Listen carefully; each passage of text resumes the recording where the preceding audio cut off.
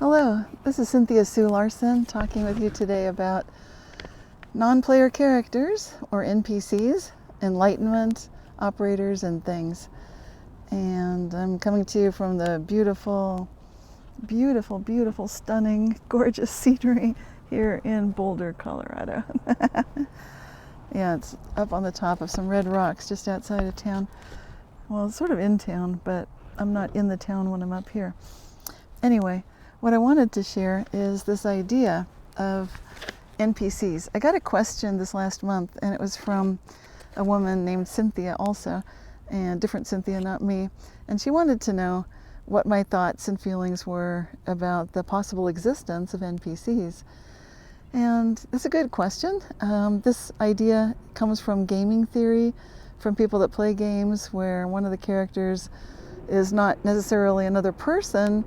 Like, you might interact with another character in the game, but it's not really another person like you or me.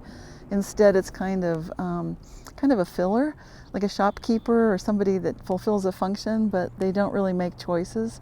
They don't really change that much. So they're kind of just not exactly like the furniture, but not really questioning who they are, what reality is, or anything like that. So in real life, I don't know that we literally have NPCs. I know some people think we do, but to me, everybody has the opportunity for consciousness, and a lot of people might seem like they're kind of at sort of a stasis point, like they're not doing much. Maybe they're just engaged with things that don't seem important to you or I. They might seem trivial, but to them it might seem very important. And so those kind of characters in real life, those are what I would say are real people. They're going at their own pace, which may not be very quickly toward enlightenment, but they're getting there at their own pace.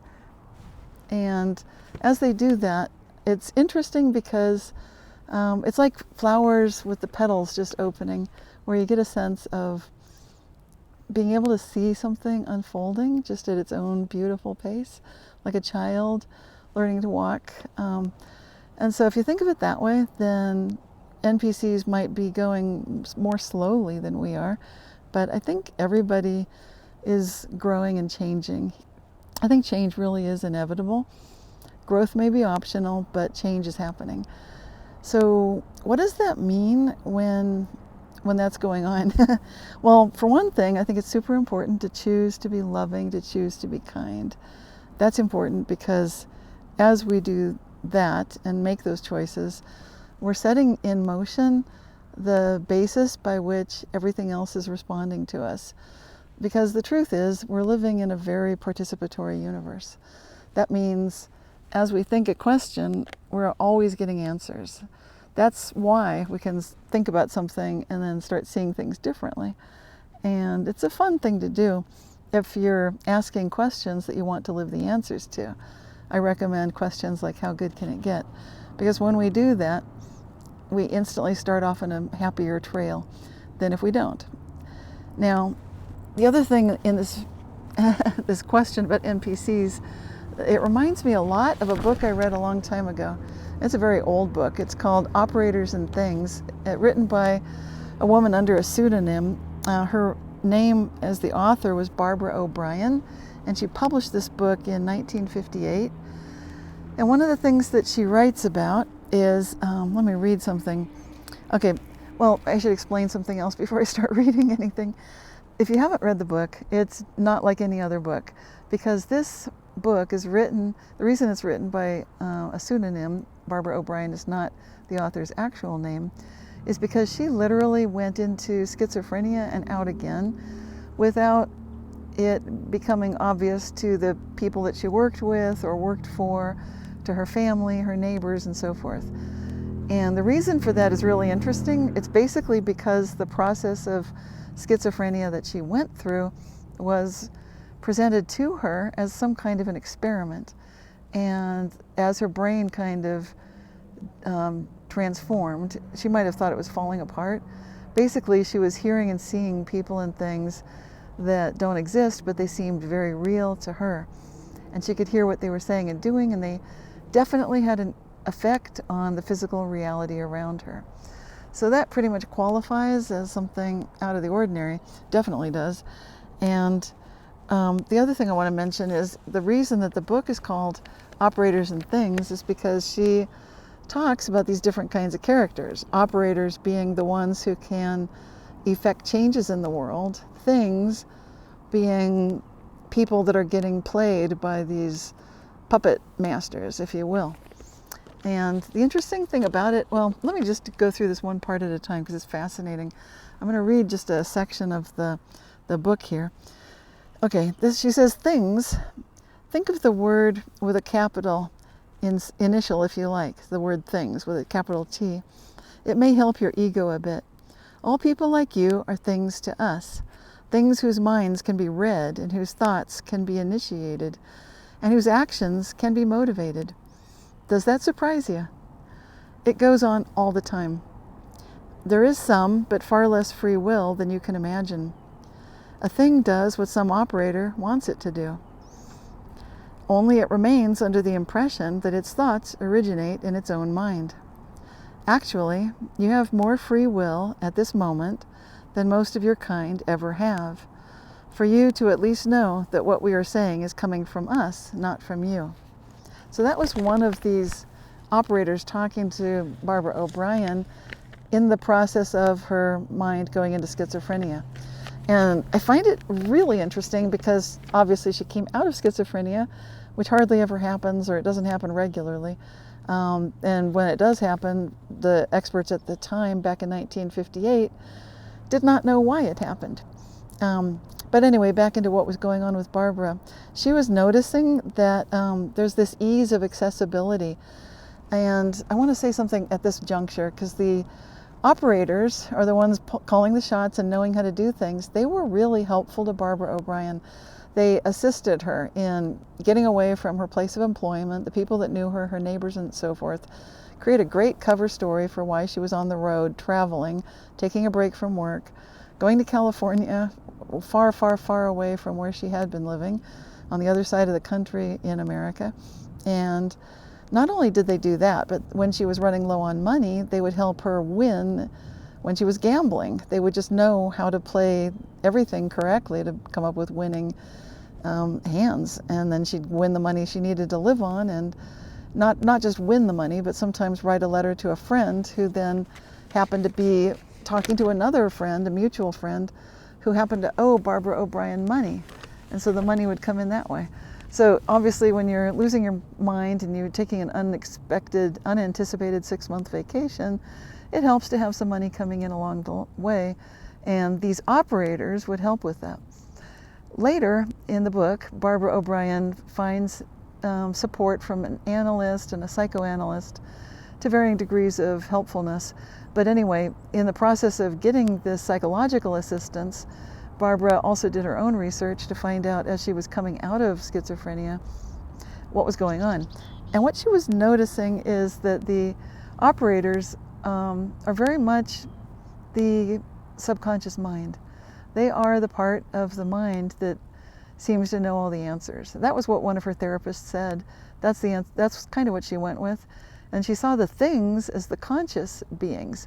Consciousness being the regular day-to-day life, not the part of ourselves that knows when someone's going to call, or to send a letter to a friend right now, or to play a certain number in a gambling game. Not that part. The conscious mind is not so good at any of that. It's the subconscious mind that's the operator. So that was the idea there. And this is really interesting to me because obviously it ties in with the whole NPC thing. If we're looking at NPCs and noticing maybe they're just caught up in the day-to-day three-dimensional life, and maybe the subconscious, the operator side of things, is multidimensional, and it does have access to the quantum waves, the quantum foam, the extraordinary malleability of physical reality that some of us are noticing with the Mandela effect and reality shifts, synchronicity, spontaneous healing, and so many other things, remote viewing, just to name a few. But when we notice all that, then this idea of operators and things is a big part of the NPC conversation, because it's showing, I believe, that we all have access to the part of ourselves that's not the NPC. We all have access to that vast range of the subconscious, which is the operator. And it's extraordinary. And so you can think of it in terms of, like I've described in a previous video, if we look at flatland, that would be, if I hold up a piece of paper and you imagine, pretend it's flat, it's curved. I've been carrying it in a backpack. But if it was flat, and if there was a circle and a square and a little dot and a line living on that flat paper, and maybe even you could see the layout of their home or their world, we have the advantage over the people of flatland on that two-dimensional paper. We can easily see where the dot is hiding, for example. So if the circle is looking for the dot and the dot's hiding behind the square, we know exactly where it is. We have the advantage of an interdimensional, higher dimensional vantage point. That seems like the same advantage that the subconscious operator side of ourselves also has. So later in the book, O'Brien points out that one of the big advantages that schizophrenics have, it's nice to notice that something's going well for them, is that they share the advantage of being able to sort of quickly, almost instantaneously, suss out and ascertain the weak spots that their therapist might have. They know how to kind of expose whoever it is that might be helping them therapeutically as a psychotherapist, and quickly be able to point out something very uncomfortable for that individual. And that's uncanny. Again, that's that operator side of things that a schizophrenic has access to. They can see above and over the walls that we think in our 3D world nobody can see around. We think we have private, secret thoughts, maybe not so much when we're interdimensional. And so that's a big part of what I wanted to talk about today. Another piece of this is another question that came up, and that's having to do with what is enlightenment. And that was a separate question that came to me also on a YouTube video. This was submitted by, let's see, I don't have it right in front of me. Well, before I dive into that, okay, it'll be a question by Thomas Anderson. But first, I'm going to show you something that may or may not show up very well. I'll put it here. Can you see that, sort of? Okay, we're looking at a picture here of an egregore, which is a strange depiction of a being, and it's puppeting this other unfortunate person and giving them something to say that will have a certain effect on someone else. The idea of the egregore is very interesting. That did not come up in Barbara O'Brien's book. She talked about operators, and specifically hook operators. She noticed that they were playing some games with other people in the office where she worked, and they were easily able to affect things and change things just by vantage of, well, the advantage they had was very much like what I talked about earlier about with the therapists, that these hook operators could easily see how to play people sort of against each other or with each other, but it was very manipulative. The reason I'm showing the picture of the egregore is because the idea of the egregore is something, it comes from many sources actually. In ancient Greek language, Egregoros means wakeful, and some scholars envision these egregores as being kind of a consolidation, kind of like a tulpa, like a thought form that was created by one or several people. Other people or other sources would refer to egregores as being angelic beings, or what they call watchers. That would be more along the lines of what's stated in the book of Enoch.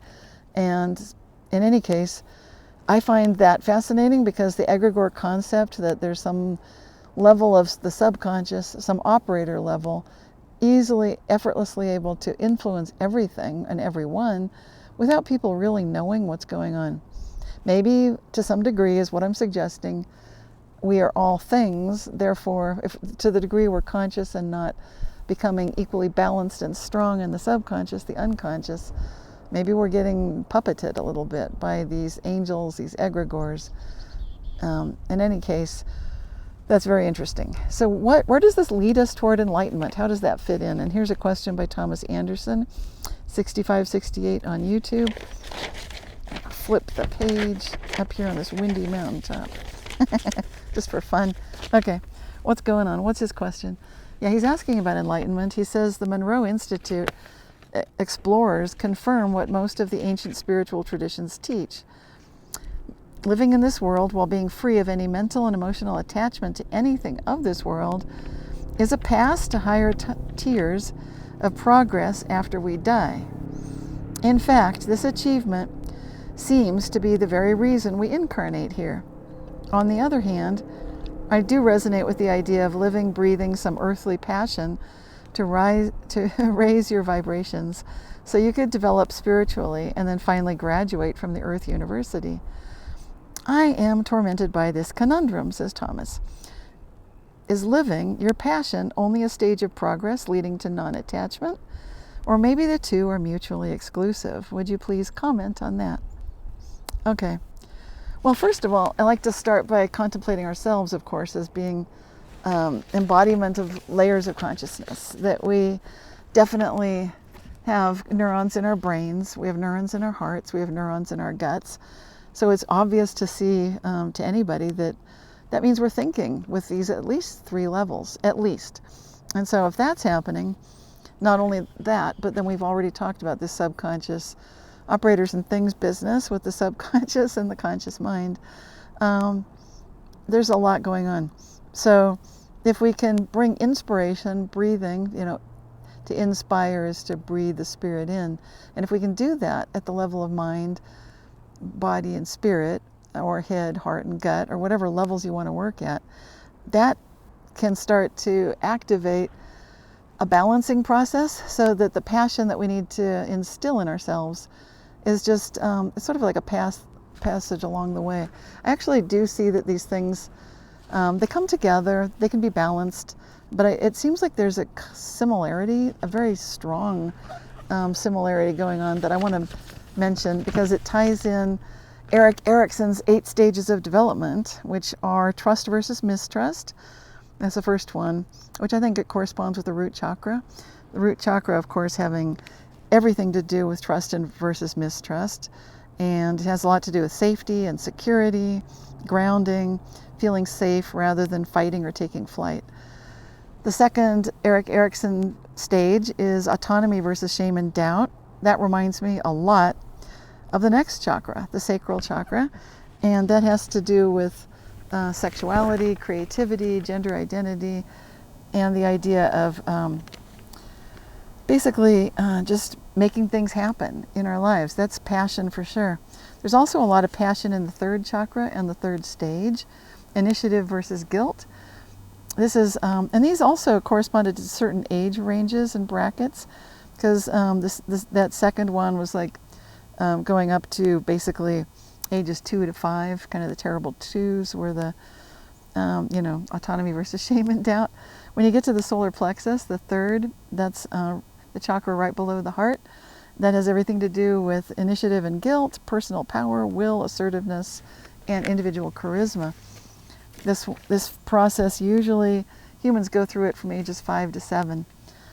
Next up is the heart chakra, and that would be Erikson's 4th stage of industry versus inferiority. Hopefully we can establish relationships and set boundaries at this level, love ourselves and care about others too.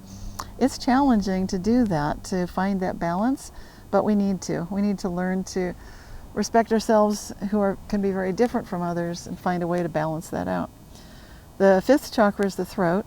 This fits Erikson's identity versus confusion phase, where we first master the fine art of communicating versus listening, and speaking and writing. So these all come together, hopefully beautifully in a balanced way. And that happens between the ages of 9 to 13 for most humans. Next up is the 5th chakra, the third eye chakra. Excuse me, that's the 6th chakra. The third eye chakra, yeah. So it's the Anya chakra, and it's how we can see through to the core of the truth of something and just know it. Basically, at that level, it's intimacy versus isolation. Knowing if you can see into everyone's minds and they can see into yours, how do you balance intimacy versus isolation? How do you listen to intuition, inner wisdom, practice that art of discernment, manage to have a sense of self, even relating very closely with others? And when we go up to the top of the head, it's the crown chakra. Here, It's the seventh Erickson phase, generativity versus stagnation. And this is where we can feel alignment with our personal meaning and purpose, and hopefully find ways to share wisdom and service to others. And that's beautiful when it happens. It does go higher than that. The eighth chakra, there are higher chakras above the actual physical body. If you go up above the head, you're up at the eighth chakra. Up there is integrity versus despair for Erik Erikson. And that's where you have access to a kind of full life review. You can benefit from seeing how choices of your own character, being a good person, living how good can it get, hopefully, have far greater influence in the world than most of us ever realize when we're in these physical bodies. But when you tune into that eighth chakra, you get that integrity versus despair. You start to see there is a purpose to this. Every life matters. Even a so-called NPC where you're mostly just a thing, that matters too. Where is it all going? What happens next? Here's a map of consciousness by David Hawkins, and I don't know if you can see it. I'll just read parts of it. If you are familiar with the work of David Hawkins, he's written beautiful books like Power versus Force and so forth. And when you get up to the top of the Enlightenment scale, those are emotions like bliss, serenity, reverence, understanding, forgiveness, optimism, trust, and affirmations. So that's where it's all going to. And I think basically just looking at all of this in one shot is a lot to process. But I hope that you can get outside, balance everything with blue sky, green trees, beautiful dragonflies and flowers. We've got flowers here, birds, and yourself. Don't forget yourself in all this. You're part of nature too. Keep asking for yourself, how good can it get, so you can explore all of the bounties and all the wonders and miracles that life and love have to give. Till next time, love you so very much.